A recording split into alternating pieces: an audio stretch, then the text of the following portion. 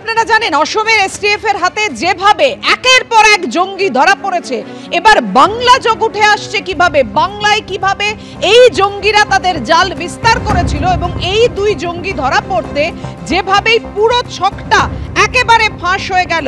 এবার আপনাদের সামনে রাখবো সেই তথ্য। আরো এক সন্দেহভাজন জঙ্গির বাংলা কানেকশন। নূর ইসলাম মন্ডল বাংলা টিমের, আনসারুল বাংলা টিমের হয়ে কিভাবে এই রাজ্যে বৈঠক করেছিল সে। এবিটির প্রধান জাসিমউদ্দিন রহমানের ডান হাত ফারহান ইশরাকের সঙ্গে সরাসরি যোগাযোগ ছিল এই নূর ইসলাম মন্ডলের। বাংলায় আনাগোনা ছিল অসমের কোকরাঝাড়ের বাসিন্দা নূর ইসলামের। মুর্শিদাবাদ ও ফালাকাটা সহ বেশ কিছু জায়গায় গোপন বৈঠক করেছে নূর। কার সঙ্গে নূরের যোগাযোগ হয়েছিল খতিয়ে দেখছেন গোয়েন্দারা।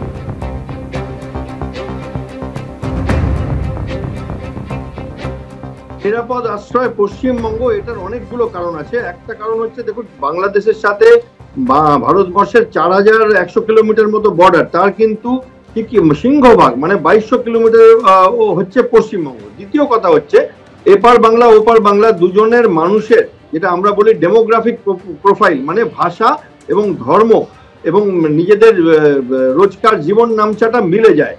আমাদের এই দিকে যেমন মালদা আছে, মুর্শিদাবাদ আছে, নদীয়া আছে, ওই পারে যেমন আছে, বা দক্ষিণ 24 পরগনা আপনি যদি দেখেন, তো ফলে খুব সুবিধা হয় তারা যদি নৌপথে বা জলপথে বা স্থলপথে চলে আসে, তাহলে ভিড়ের মধ্যে মিশে যাওয়া। তৃতীয় কারণটা হচ্ছে দরিদ্রতা এত প্রবল যে অল্প পয়সার জন্য মানুষ জেল যাওয়ার ঝুঁকি নিয়েও এদেরকে খাবার দেয়, সিম কার্ড দেয় এবং এদেরকে ভালোভাবে রেখে দেয়। তারা জানে এরা হয়তো নাশকতা করতে আসছে।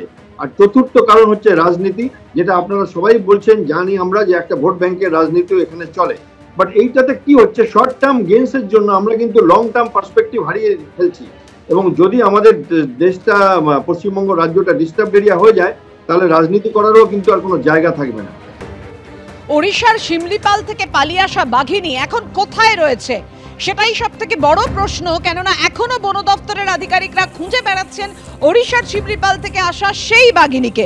বন দপ্তর সূত্রে যে খবর পাওয়া যাচ্ছে, এখনো সে পুরুলিয়ার বান্দোয়ানের রাইকা পাহাড়ের কেশরার জঙ্গলের আশেপাশে ঘোরাফেরা করছে। রহমদা গ্রামে গবাদি পশুদের ওপর হামলা হওয়ায় এই গ্রামের পাশের জঙ্গলে জাল পাতা রয়েছে এবং তার গলায় যে রেডিও কলার রয়েছে, সেই রেডিও কলারের সিস্টেমের মাধ্যমে তার গতিবিধি জানারও চেষ্টা চালাচ্ছেন বন দপ্তরের আধিকারিকরা। যদিও বাঘিনীর দেখা এখনো পাওয়া যায়নি। অন্যদিকে বাঘের আক্রমণেই মৃত্যু হয়েছে কিনা সে সম্পর্কে নিশ্চিত হতে মৃত গবাদি পশুর ময়নাতদন্ত করার সিদ্ধান্ত নিয়েছে বন দপ্তর।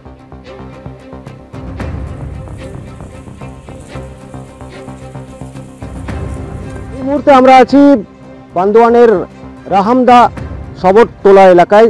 দেখতে পাচ্ছ কি পাহাড়ের নিচে অবস্থিত এই গ্রাম, চারদিকে কিন্তু বন দপ্তরের পক্ষ থেকে গতকালই নেট লাগিয়ে দেওয়া হয়েছে, কারণ যে কোনো সময় বাঘিনী কিন্তু এই গ্রামে নামতে পারে। গতকাল কিন্তু যে গবাদি পশুগুলো উপর আক্রমণ হয়েছিল এবং যে কয়েকটি গবাদি পশু এখনও কিন্তু নিখোঁজ আছে, সেটা এই গ্রামেরই মানুষদের বলে বন দপ্তরের দাবি।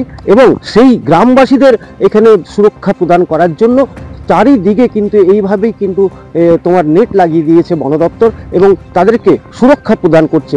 এখন দেখার কি কখন এই বাঘিনী বাগে আসে।